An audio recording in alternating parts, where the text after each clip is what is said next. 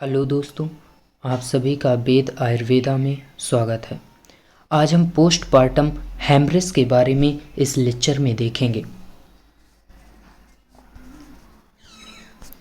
Postpartum haemorrhage की जो definition है, इसमें बताया गया कि अगर हम वेजाइनल बर्थ, अगर नॉर्मल डिलीवरी हो रही है, उसके दौरान अगर 500 ml ब्लड से ज़्यादा लॉस हो रहा है तो हमें पीपीएस समझना चाहिए। यदि हम सिजेरियन सेक्शन के द्वारा डिलीवरी करवा रहे हैं और उसमें से 1000 ml ब्लड से ज़्यादा लॉस हो रहा है तो भी हमें पीपीएस समझना चाहिए। अगर हम ज़्यादा क्लियरली देखें कि कितना ब्लड लॉस होता है, ये जो अमाउंट है इससे कहीं ज़्यादा ब्लड लॉस होता है।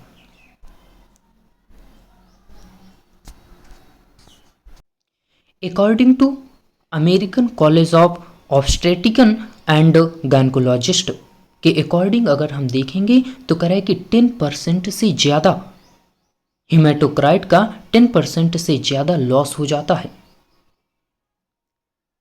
डिलीवरी के दौरान। अगर 10% से ज़्यादा लॉस हो जाए तो हमें पीपीएस समझना चाहिए।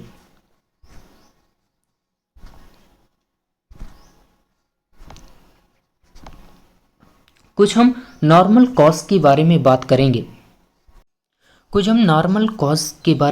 करेंगे। जैसे कह रहा है कि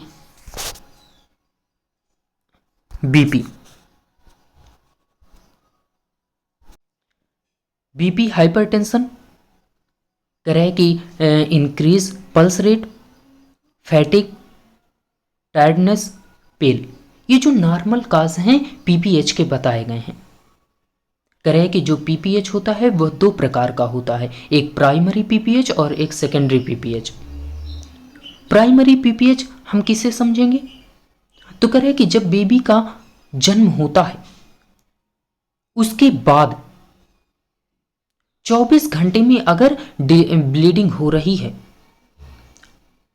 विद इन 24 आवर में अगर ब्लीडिंग हो रही है तो उसे हम प्राइमरी पीपीएच कहेंगे। Bleeding within 24 hour after the birth of the baby. और सेकेंडरी पीपीएच किसे समझेंगे? करें कि bleeding beyond 24 hour and within puerperal week. अगर 24 आवर से ज्यादा ब्लीडिंग हो रही है, कब हो रही है? परप्यूरियल वीक में, 6 to 12 वीक के अंदर अगर बियॉन्ड 24 आवर में ब्लीडिंग हो रही है तो उसे हम सेकेंडरी पीपीएच समझना चाहिए। सेकेंडरी पीपीएच को हम डिलेड या लेट परप्यूरियल पीपीएच भी बोलते हैं।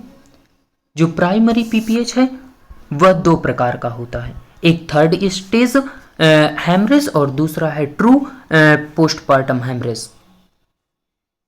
जो थर्ड स्टेज हेमरेज है वो क्या है? तो हमने देखा है कि थर्ड स्टेज ऑफ लेबर में जो प्लासेंटा है उसका एक्सपेल आउट होता है। तो थर्ड स्टेज ऑफ हेमरेज में bleeding before expulsion of placenta, मतलब प्लासेंटा एक्सपेल आउट नहीं हुआ उसके पहले ही अगर ब्लीडिंग स्टार्ट हो जाती है तो उसे हम थर्ड स्टेज हेमरेज समझना चाहिए। और ट्रू पोस्टपार्टम हेमरेज क्या है? ये कॉमन पाया जाता है कि जब प्लासेंटा एक्सपेल आउट होता है उसके बाद ब्लीडिंग होती है। Bleeding occur after the expulsion of placenta. तो जो टू टाइप का पीपीएच बताया गया, प्राइमरी पीपीएच, उसमें प्राइमरी जो पीपीएच है वह भी दो प्रकार का होता है। पहला है थर्ड स्टेज हेमरेज। हमें थर्ड स्टेज हेमरेज से ये समझना चाहिए कि जो थर्ड स्टेज ऑफ लेबर है उसमें से प्लासेंटा एक्सपेल आउट होता है, लेकिन थर्ड स्टेज हेमरेज में प्लासेंटा एक्सपेल आउट नहीं हो पाता है, उसके पहले ही ब्लीडिंग स्टार्ट हो जाती है तो उसे हम थर्ड स्टेज हेमरेज बोलते हैं। और ट्रू पोस्टपार्टम हेमरेज क्या है? यह कॉमन रूप से पाया जाता है कि जब प्लासेंटा एक्सपेल आउट हो गया उसके बाद ही ब्लीडिंग होगी। कॉज क्या है primary cause of primary PPH? तो करें कि 4 टीएस, 4 टी हैं और 4 कॉज भी बताए गए हैं। पहला टी टोन्स, एटोनिसिटी, करें कि एटोनिसिटी हो जाना, यह कॉमन रूप से प्राइमरी पीपीएच में पाया जाता है। दूसरा है टीसी ट्रॉमा, तीसरा है टिश्यू, चौथा है थ्रोम्बिन। अब करें कि एटोनिक यूट्रस क्यों हो जाता है। एटोनिसिटी के कुछ कॉज बताए गए हैं, जैसे ग्रांड मल्टीपैरा। करें कि ऐसी वुमेन जो 5 या उससे अधिक बार डिलीवर हो चुकी है तो उसे ग्रांड मल्टीपैरा बोलते हैं।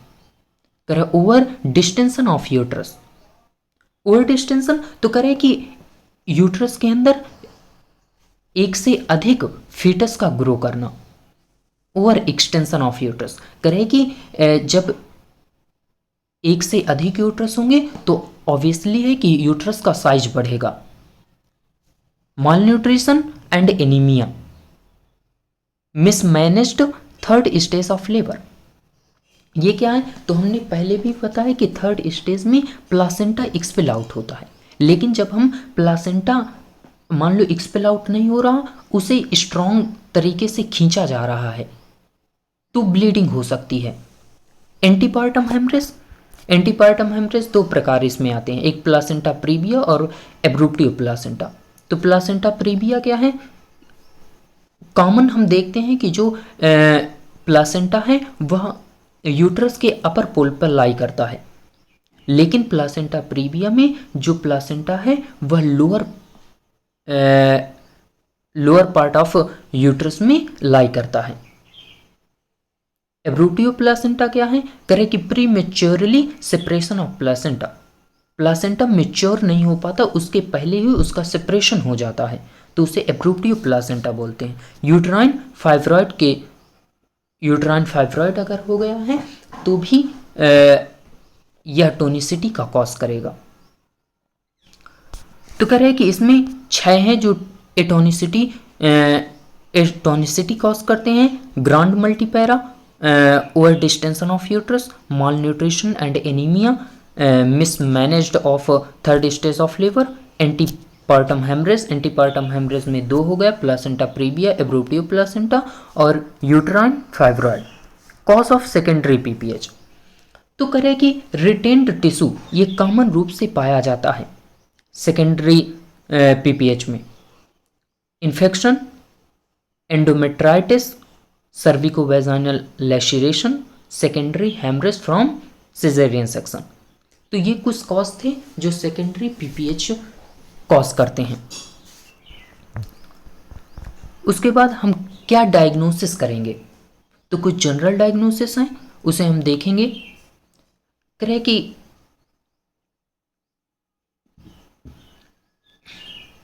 पल्स रेट को काउंट करेंगे, ब्लड प्रेशर को काउंट करेंगे कि ब्लड प्रेशर कितना है, पल्स रेट कितनी चल रही है, इसे हम मॉनिटर करेंगे।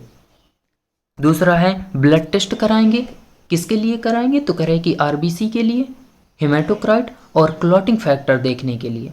अल्ट्रासाउंड कराएंगे, अल्ट्रासाउंड में हम देखेंगे कि यूट्रस किस तरह है उसकी इमेज देखेंगे, डिटेल इमेज, और करा अदर ऑर्गन की भी इमेज देखेंगे।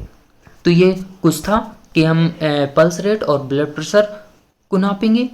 दूसरा है कह रहे कि ब्लड टेस्ट कराएंगे, किसके लिए, तो हेमाटोक्राइट और क्लॉटिंग फैक्टर के लिए। अल्ट्रासाउंड कराएंगे डिटेल इमेज देखने के लिए यूट्रस की और अदर ऑर्गन। ये कुछ थे पीपीएच को मैनेजमेंट, पीपीएच को हम कैसे मैनेज कर सकते हैं।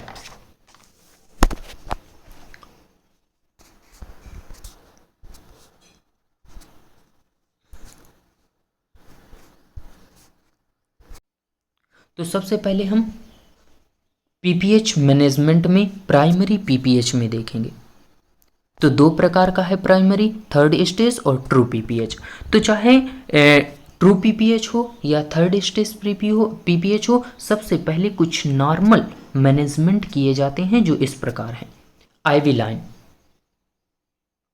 करें कि 2 आईवी लाइन लगाएंगे, क्रिस के लिए तो क्रिस्टलाइट सॉल्यूशन चढ़ाने के लिए, या रिंगर सॉल्यूशन नॉर्मल सॉल्यूशन के लिए देने के लिए हम 2 आईवी लाइन लगाएंगे।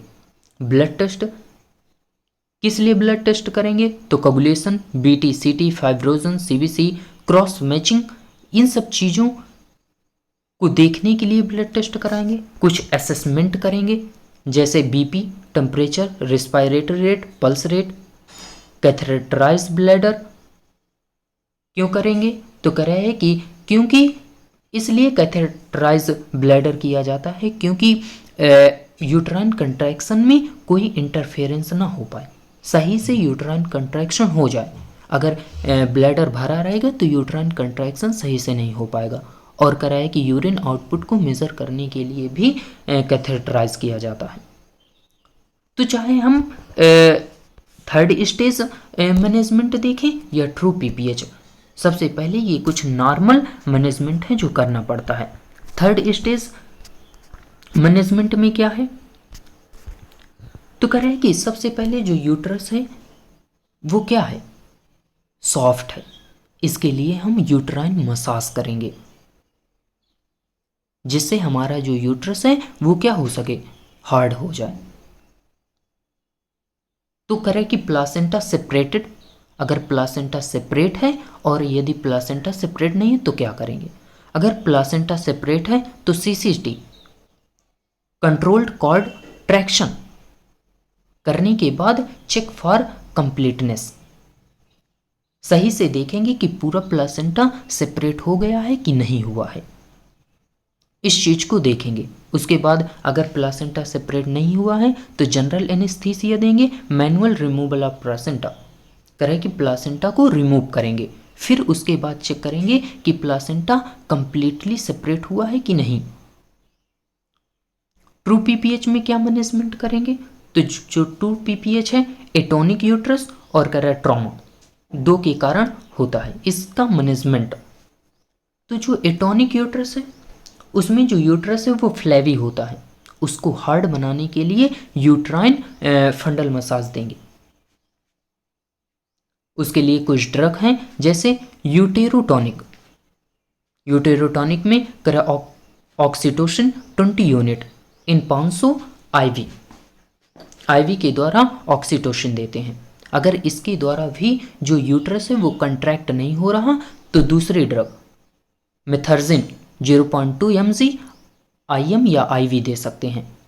करें कि मेथर्जिन को अवॉइड करेंगे हाइपरटेंसिव वुमेन में। अगर इसको देने के बाद भी यूट्रस कंट्रैक्ट नहीं कर रहा है, हार्ड नहीं हो रहा है, तो करें कि मिस प्रोस्टल देंगे 800 से 1000 माइक्रोग्राम। करें ओरली दे सकते हैं या वेजाइनली रेक्टल, करें वेजाइना के थ्रू नहीं दे पाएंगे क्योंकि ब्लीडिंग हो रही है, इसलिए हम रेक्टली इसे देते हैं। इसको देने के बाद भी अगर यूट्रस कंट्रैक्ट नहीं हो रहा है तो 15 methyl PGF2 alpha IM 250 microgram देते हैं। इसके 8 डोज, एक डोज जो है वो 15 मिनट के बाद दिया जाता है। अगर इन सब ड्रग के द्वारा भी हमारा जो यूट्रस है वो कंट्रैक्ट नहीं हो रहा, हार्ड नहीं हो रहा, तो उसके बाद कुछ मेथड हैं जैसे यूट्राइन कंप्रेशन। यूट्राइन को कंप्रेस किया जाता है किसके द्वारा? Bye manual compression, bye manual compression के द्वारा। अगर इसके द्वारा भी जो यूट्रस है वो कंट्रैक्ट नहीं हो रहा तो यूट्राइन टेम्पोनेट, या इसी को हम बैलून टेम्पोनेट कहते हैं। इसमें क्या होता है? करें कि एक बैलून होता है जो यूट्रस के अंदर डाला जाता है और उसके द्वारा सैलाइन को अंदर भेजा जाता है, जिसके कारण जो यूट्रस है वो कंट्रैक्ट होता है। अगर इसके द्वारा भी नहीं हो रहा तो सर्जिकल मेथड करेंगे। सर्जिकल मेथड में भी कई सारे मेथड हैं। अगर इसके द्वारा भी नहीं हो रहा तो हिस्टेक्टोमी, ये लास्ट में अंत में हिस्टेक्टोमी, यूट्रस के कुछ पार्ट को निकाल दिया जाता है। तो ये था एटोनिक यूट्रस का मैनेजमेंट। उसके बाद ट्रॉमा, अगर ट्रॉमा है, ट्रॉमा में जो यूट्रस होता है वो हार्ड होता है, फ्लैबी नहीं होता, सॉफ्ट नहीं होता, इसलिए एक्सपोजर के दौरान जनरल एनेस्थीसिया देंगे और सुइसर करेंगे। तो ये जो मैनेजमेंट था, इस लेक्चर में हमने पीपीएच की डिफिनीशन, कॉज, टाइप, प्राइमरी और सेकेंडरी पीपीएच के कॉज देख लिए, डायग्नोसिस क्या क्या करेंगे, और कह रहा है कि पीपीएच मैनेजमेंट को हमने बहुत ही आसान तरीके से देखा है। Thank you.